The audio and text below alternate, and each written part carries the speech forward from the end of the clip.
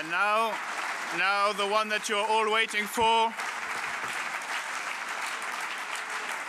our President of the Party of European Socialists, Poul Nyrup Rasmussen.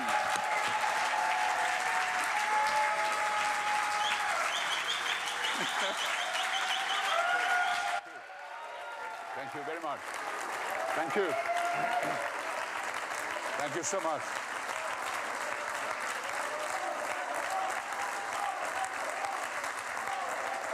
Thank you. Thank you, friends. Thank you. Thank you. I can't hear what you say, right? Thank you. Thank you, friends.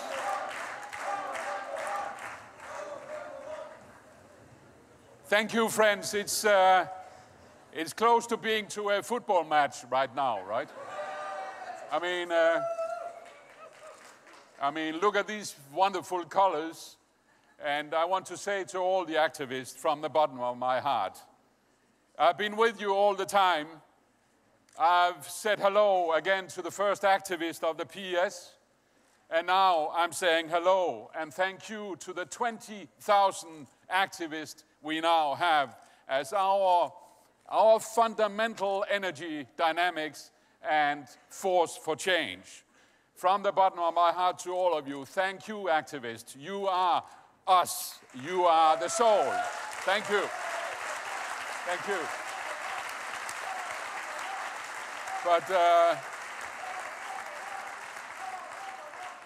But friends, I would like to start because I think this is a magic moment.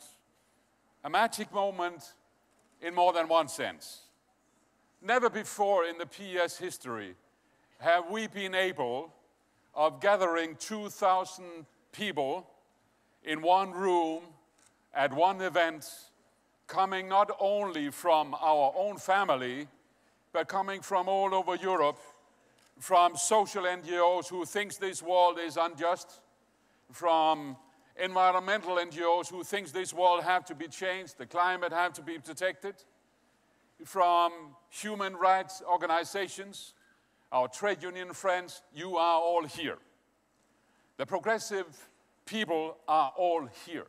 For the first time, we have decided that if we stand together, we are many enough to change. Like the birds, you know. You've seen them each autumn when they start on their journey. First one, then two, then three, and then they're all there, and then they fly. From this very magic moment, we will take our journey for change of Europe, and we will fly.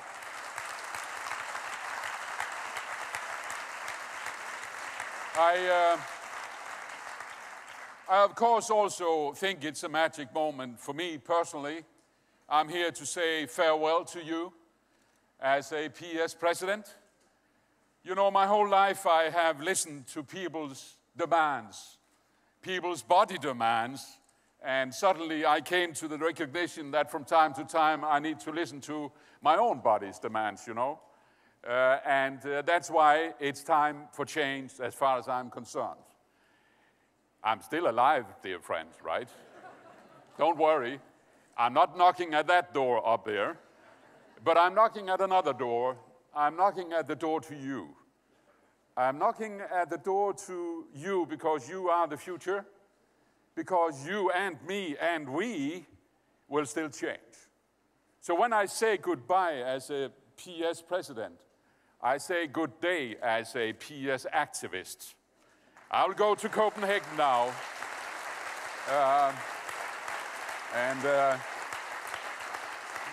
I will be the next member of the Copenhagen City PS activists.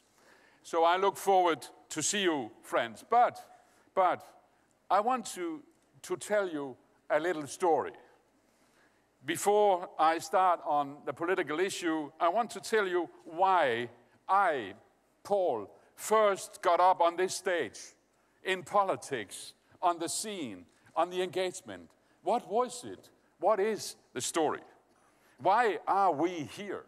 Why are we politicians using more than 24 hours a day, engaged, speaking, arguing? Why are we NGOs? Why are we doing more than we ought to do if we were only thinking on ourselves? I want to tell you that story. Elio Di Rupo, and thanks for the message from Elio, he said, well, Paul probably will talk about Lucas today. Well, can I say about Elio, I was asked this morning by a journalist, don't you think that Elio is in trouble? And don't you think that Elio is under pressure? And don't you think that it's more than Elio can manage? I said to the guy, listen, what Elio is trying to do is exactly what we are all trying to do. Elio is saying to the Belgian politicians, this country must be based on exactly the same values as all progressives want to base their country on. Rights and duties for all. Rights and obligations, friends, not only for the taxi drivers, not only for the cleaners, but also for the bankers, for the CEOs, for all of those who don't pay taxes. That's what he wants to do. And Elio, he wants to ensure that all these admirable social protection legislation they have in Brussels, in Belgium, all over the place. This is not something which is too costly.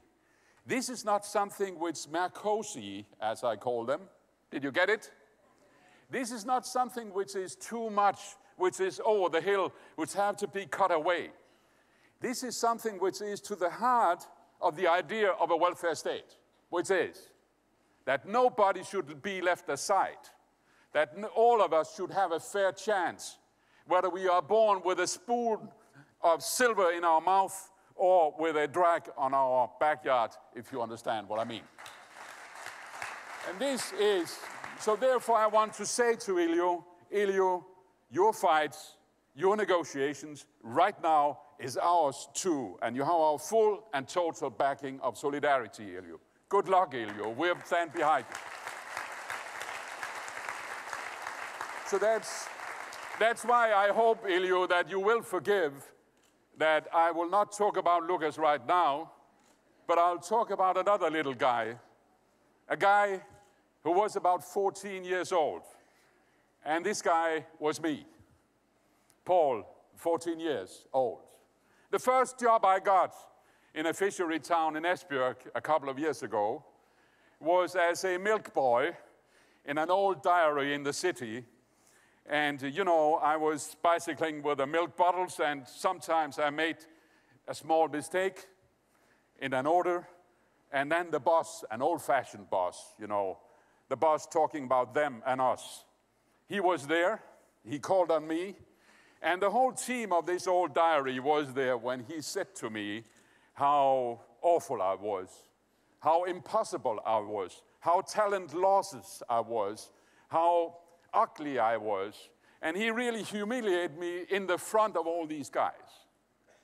And then he ended up saying, what are you going to do, Paul? Then I looked at him, and then I said, and at that day, I was also a big guy, you know, nearly as big as the boss, right, nearly. Then I said to him, you know what I'm going to do, boss? No. I'm going to be a member of a trade union. That's what I said to him.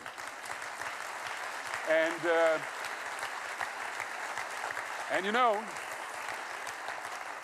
I'm telling this story because that was the event who propelled me into politics, into stage, into fights, into standing here today. And when I look at all of you, all your faces, your bodies, all your staying here, I know, I can see that each of you have your own story of the same kind as I have. It's about political consciousness. It's about knowing inside yourself that the reason why you are here, the reason why you are fighting is because you are a member of something bigger than yourself. That you have a driving force which are called awakening or political consciousness. You see, this is a fantastic knowledge. And when you and I know it specifically to tell you right now, I've observed how it is. Life is the most wonderful invention you can have. Can I tell you that? And when you know that, you are focused on using it. And when you combine that with your political consciousness, which I told you about, then you know what to do. By awakening of our potential consciousness, you see, against injustice, against unfair societies, against letting people outside, knowing that fight, getting that under your skin, it will stay there all your life. That's why I'm quite satisfied and happy with the new journey the PS is now taking off. I will be with you in another role, but you will be strong and you will be together. Can I say also to you that I think when we look around in Europe right now, what do we see? We see angriness, we see anger, we see despair, we see lost hopes, we see los indignados, we see the 99% people in the United States all saying, this is not us, this world. We will not accept that our dreams have been killed. We will not accept that there's no future for us any longer. We insist we are here to stay. There must be a future for us. The anger against austerity is out there. The anger against being not heard is out there. The anger of being expelled is out there. These voices of disenfranchised will be heard. And they will be heard in this magical moment in this room. That's why we have our progressive convention today, I tell you. I will also say to you that, am I beginning to talk of an election campaign for 2014? It looks like, Paul, right? Well, in a sense I am, but this time we have to do it different. This time we have to win. And that's why this time has to be different. And that's why we cannot afford any longer that each of us are playing in different rooms. Whether you are an NGO from Copenhagen or from Rome or from everywhere in Europe, you belong to the same fight now. This is the very idea of progressive forum here, of our progressive European convention. We need to get together, whether you're an NGO in the green movement or in the red movement or in the trade union movement, we need to get together this time. We cannot afford any longer any more losses from now on to next year, to next year, to next year when we have the election to the European Parliament. You got it? You understand? Do we agree?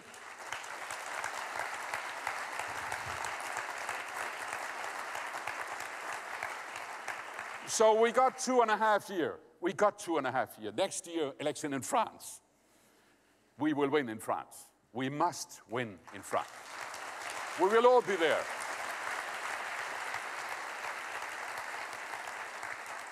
When our Parti Socialists is calling, promise me we will all go to France. All, even me. I'll be there. And you will be there. And I'm sure we can do it as we can do it all over the place in all the elections coming up.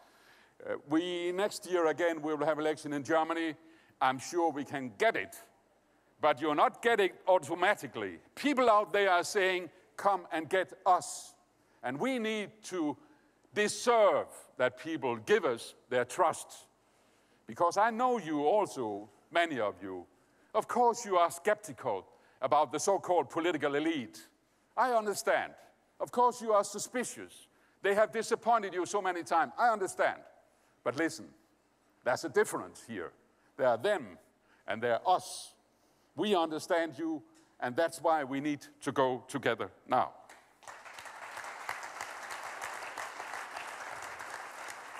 Because Europe now is over. The old Europe is over now. We hear the swan song of financial capitalism now. It cannot continue. It's over. It's only a question of time and we will help that time to be as short as possible. We need another political space. And when I look around and ask the Conservatives, you have had 2 years now to tell us and to implement what you tell us in practical terms, to save us out of this crisis, and look around. Do you think you're a success? You know the answer yourself, don't you? Why don't you give up now and let us take over so we can shorten the pain and begin to come out of this crisis? When I see the Mercosur couple, I see a directorate of Europe which have nothing to do with the European spirit. We did not create Europe to have a two-state dominance of Europe. We did create Europe of another grade.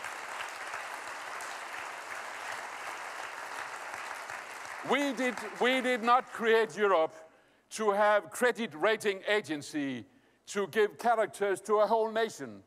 We did not have a Europe to have a two-leadership Mercosur to dismiss governments and to decide how new governments should be composed. That is not our Europe, and we want to quit that part of Europe. That's why I want to say to you, George, you are our front figure.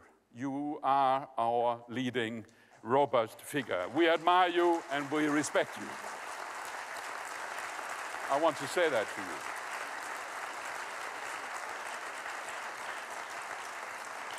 And George, I'm full of admiration of your fights, of your proudness, of how much you are investing of your personal conviction in the most difficult job one could ever imagine as Prime Minister.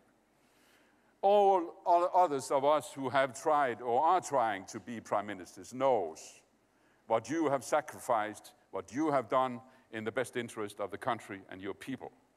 And I must say that when I looked upon the financial markets, first they said to George, together with the Mercosur couple, you know, George, you have to cut down your welfare state. And when George tried to do it as softly and social as he could, then of course he warned them and said, if I'm going too far, then Greece will go into recession, in minus. And he was right, and when Greece went into minus, then the financial markets say, well, George, you have to do something about the growth, right? If you don't, we won't buy your bonds, right? First, they wouldn't buy his bonds because he didn't cut Greece. And then when he tried to do that, they wouldn't buy his bonds because he didn't create growth, right? I'm just saying, do you know, friends, what George as leader of Greece have been on from the financial market? Do you know that at the peak, the difference between selling a Greek bond and selling a German bond, do you know how much the big difference was? First it was 20% point. Then it was 27% point. Then it was close to 30% point. Now, I'll just make a little statistical analysis, right? And I've seen that no African country, no Southeast Asia country, no country on this earth have ever been brought into that situation, where the difference and the split between a German bond and another country's bond is of that size.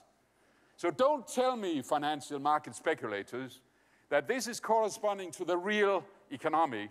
It's corresponding to your speculative universe, and we don't want that any longer.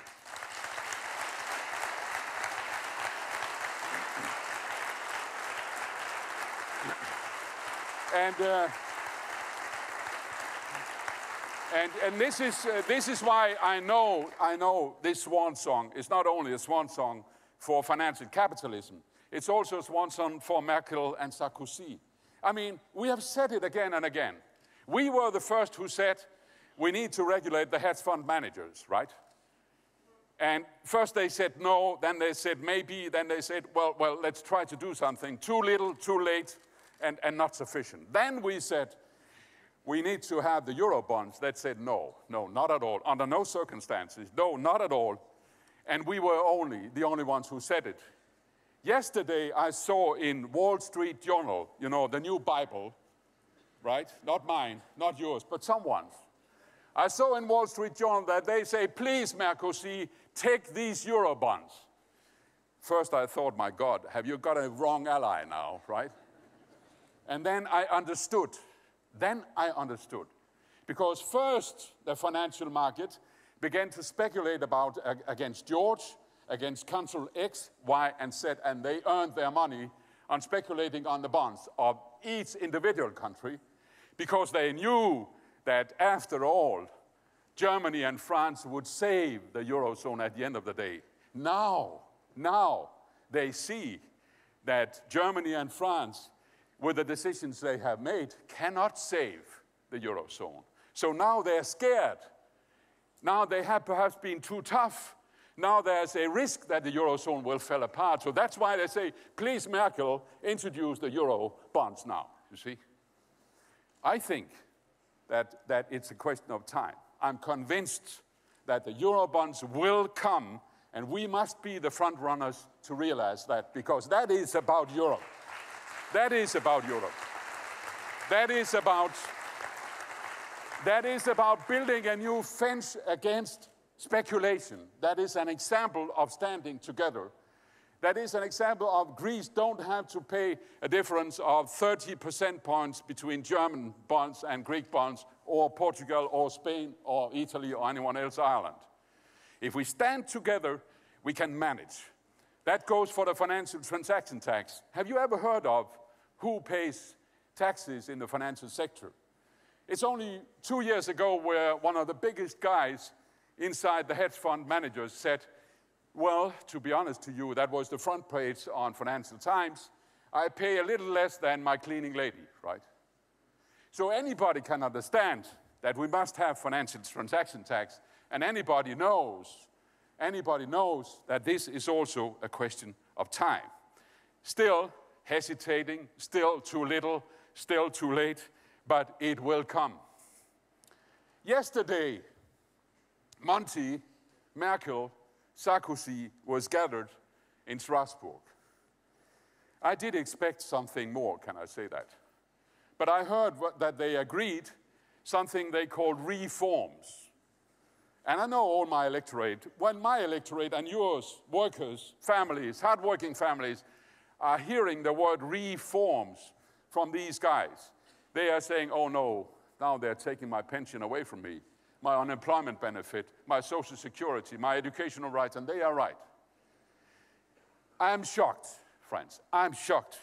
How can they, after all, wise guys, how can they ever imagine that if they continue their austerity plans, confidence will grow? Growth will come automatically. Haven't they learned what have happened the past 2 years? Haven't they understood what is the real interdependence in economy? When do they learn? We must learn them to learn and take over. I think that's the only thing to do, because confidence, how can any ordinary hardworking people be confident in a Europe where he sees around that his guys, his friends, his families are losing their jobs? Jobs loss and confidence, that's like fire and water. It don't fit together, you see. And that's why we have to insist of another way. I was so sad when I saw the credit rating agency again operating. You know the story. A few days ago, the credit rating agency, by mistake, downgraded France from AAA. And by coincidence, it was just a few hours before France began to talk about regulating the credit rating agency. Just a mistake, you know, just coincident, right? And a few hours after, they say, well, this was a mistake. We don't want to downgrade again. But I know how many people they have downgraded. In a little boardroom with 8 participants in a typical credit rating agency, in one of the 4, they are sitting there each day and deciding whether a whole nation should survive at the same price today as it did yesterday and will do tomorrow. They can decide in these small boardrooms of a whole nation future, of millions of people's jobs. This is unfair. And can I say, there's an illusion about the AAA. It's a mistake. We are not supporters of the AAA. This is not our dream. We have another one. We have a triple T.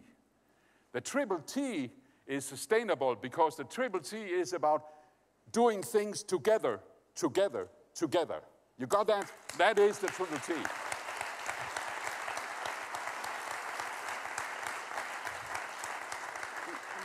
Let me then just say at the end of the work we have to do, dear friends, do you know that the top manager of Barclays, the biggest bank in United Kingdom, in the past 3 decades, he have had an increase in his payroll, what shall we say, what's your guess, 20% a year? More? I tell you, he have had an increasement of 5,000% in that period, right? Is that an average of the ordinary hardworking family in Europe, you think? Is that an average of the bank teller out there in one of his subsections? Why don't they talk about bonuses and this part of the society to take their part of the rights and duties? We must have an honest debate about Europe now. We must tell what it is about. I just want to end by explaining to you the financial transaction tax, what it means. If we imagine that everyone would pay her and his taxes of multinational companies of the financial market, closing the tax paradise and tax havens, we could pay the Millennium Goals twice. Alone here in Europe, if we introduced a financial transaction tax here, we could have around 250 billion euros a year. I think that's worthwhile.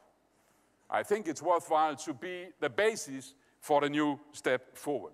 If we decide to invest just 1% more in every nation in the next 4 or 5 years, we will have 8 million more jobs in Europe. Fiscal consolidation, better. Balance in our society, better. So it's a question of political choice. Paul, am I dreaming? Are we dreaming? Are we 2,000 people here who's dreaming? Is that possible to what you say? Well, I think we can start by saying, yeah, we may be dreamers, but we're not the only ones. There are out there 24 million unemployed people who are dreaming of a new job. There are out there 20 million poor people who are dreaming of a better future. There are out there a whole generation of youth who are saying, do as these progressive forum are telling us. And that's why I just want to say to you one more time, do me a favor when I say farewell. Do it, and do it together. You know that we can take Europe back. You know the roadmap for Europe that is ours. You know what to do now. Let's do it together.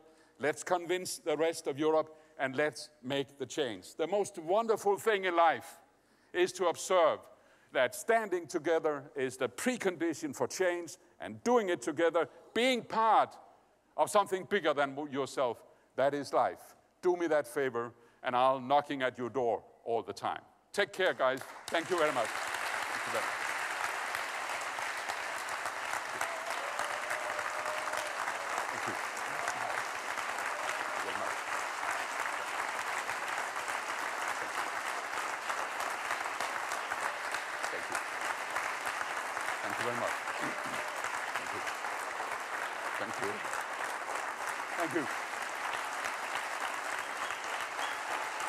much. Again, what can I do? Thank you. Thank you very much.